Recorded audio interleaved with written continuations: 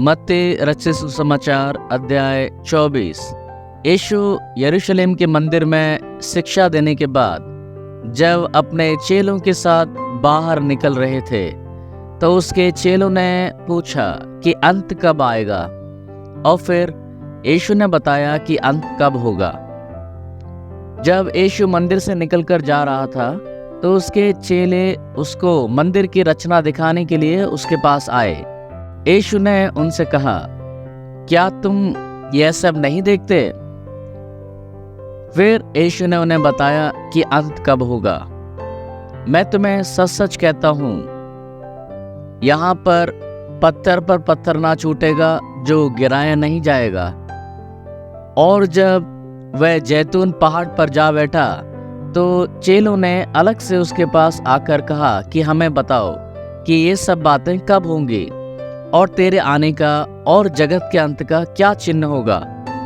तो यीशु ने उनसे कहा कि सावधान रहो, कोई तुम्हें गुमराह न करने पाए, क्योंकि बहुत से ऐसे होंगे जो मेरे नाम से आकर कहेंगे कि मैं मसीह हूँ, और बहुतों को गुमराह करेंगे। तो लड़ाइयाँ और लड़ाइयों की चर्चा सुनोगे। देखो, घबरा मत जाना, क्योंकि इनका होना तो अब अवश्य है, परंतु उस समय अंत ना होगा। क्योंकि जाति जाति पर और राज्य राज्य पर चढ़ाई करेगा, और जगह जगह अकाल पड़ेंगे और भूकंप होंगे, और ये सब बातें पीड़ाओं का आरंभ होंगी। तब क्लेश दिलाने के लिए तुम्हें पकड़वाएंगे कि तुम्हें मार डालें, और मेरे नाम के कारण सब जातियों के लोग तुमसे बैर रखेंगे। तो बहुतेरे ठोकर खाएंगे और एक दूसरे के साथ बैर रखेंगे, और बहुत से झूठे भविष्यवक्ता उठ खड़े होंगे और पौधों को भरमाएंगे, गुमराह करेंगे, और अधम के बढ़ने के कारण बहुतों का प्रेम ठंडा हो जाएगा। परंतु तुम अंत तक धीरज धरे रखना। जो अंत तक धीरज धरे रखेगा उसी का उद्धार होगा। और राज्य का सुसमाचार सारे जगत में प्रचार किया जाएगा कि सब जातियों पर गवाही हो, और तब अंत आएगा।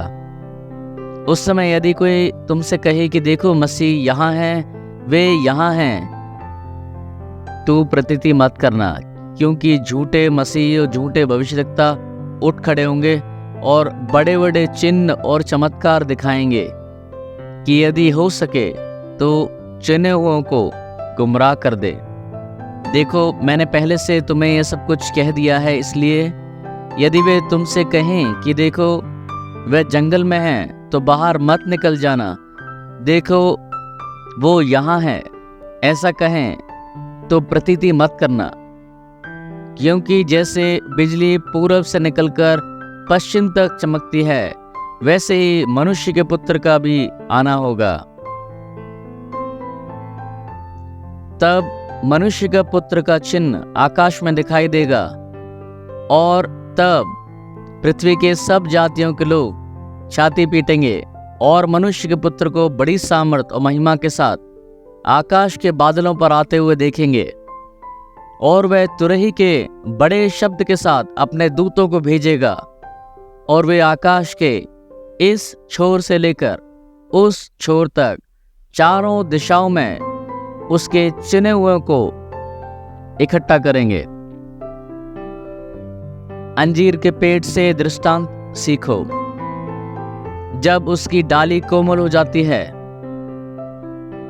और उसके पत्ते निकलने लगते हैं, तो तुम जान लेते हो कि ग्रीष्मकाल निकट है। इसी रीति से जब तुम इन सब बातों को देखो तो जान लो कि वह भी निकट है, वरन द्वार पर है। मैं तुमसे सच सच कहता हूं कि जब तक ये सब बातें पूरी ना हो, तब तक यह पीढ़ी जाती ना रहेगी। आकाश और पृथ्वी टल जाएंगे, परंतु मेरी बातें कभी नहीं टलेंगी। उस दिन और उस घड़ी के विषय में कोई नहीं जानता, ना स्वर्ग के दूत, ना कोई और, केवल पुत्र उसके विषय में जानता है। जैसे नूह के दिन में था वैसे ही मनुष्य के पुत्र का भी आना होगा। क्योंकि जैसे जल प्रलय से पहले के दिनों में जिस दिन तक नूह जहाज पर ना चढ़ा उस दिन तक लोग खाते पीते, उनमें ब्याह शादियां होती थी, और जब तक जल प्रलय आकर उन सबको बहाकर ना ले गई तब तक उनको कुछ भी मालूम ना पड़ा। वैसे ही मनुष्य के पुत्र का भी आना होगा। उस समय 2 जन खेत में होंगे, एक ले लिया जाएगा और दूसरा छोड़ दिया जाएगा। 2 स्त्रियां चक्की पीसती होंगी, एक ले ली जाएगी और दूसरी छोड़ दी जाएगी। इसीलिए जागते रहो, क्योंकि तुम नहीं जानते कि तुम्हारा प्रभु किस दिन आएगा। आज से तकरीबन 2000 साल पहले यीशु ने अपनी सेवा को 12 चेलों के साथ शुरू किया। तो जब उन्होंने अंत के दिनों के बारे में पूछा तो यीशु ने उनसे कहा कि जब सुसमाचार का प्रचार सारे जगत में किया जाएगा कि सब जातियों पर गवाही हो, तब अंत आ जाएगा। मत्ती अध्याय 24 वचन 14। और आज अगर हम देखें तो प्रिंटिंग की वजह से, सोशल मीडिया के माध्यम से और कई सारे और माध्यमों से हर जगह पर लोगों ने सुसमाचार को सुन लिया है और यीशु के बारे में जानते हैं। और फिर दूसरी तरफ बहुत से हमारे मसीह लोग भी हैं जो कि विश्वास को गंभीरता से नहीं लेते और बाइबल की शिक्षा से फिर गए हैं। और बहुत से गैर मसीह लोग भी इस बात को लेकर मजाक उड़ाते हैं कि हम तो कब से सुनते आ रहे हैं कि यीशु जल्द आएगा, यीशु आने वाला है।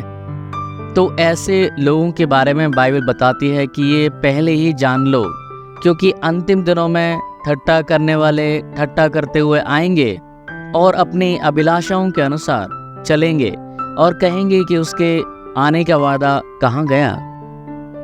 लेकिन अंतिम दिनों में ठट्टा करने वाले ठट्टा करते हुए आएंगे और अपनी अभिलाषाओं के अनुसार चलेंगे और कहेंगे कि उसके आने का वादा कहाँ गया। लेकिन हे प्रियो, इस बात को मत भूलो कि प्रभु के लिए एक दिन 1000 वर्ष के बराबर है और 1000 वर्ष एक दिन के बराबर है। प्रभु अपने वादों के विषय में देर नहीं करता, जैसे कि कितने लोग ये समझते हैं, पर वे तुम्हारे विषय में धीरज धरता है और वो ये नहीं चाहता कि कोई भी नाश हो, वरन ये कि सबको मन फिराने का यानी पक्षताप का मौका मिले। परमेश्वर इस मैसेज के द्वारा आप सबको स्वर्ग राज के लिए तैयार करे और आपके अंदर उसकी सामर्थ्य आए कि आप उसके इंतजार लगातार करते रहें। प्रभु यीशु का अनुग्रह और उसकी सामर्थ हमेशा आपके साथ साथ बनी रहे। आमीन।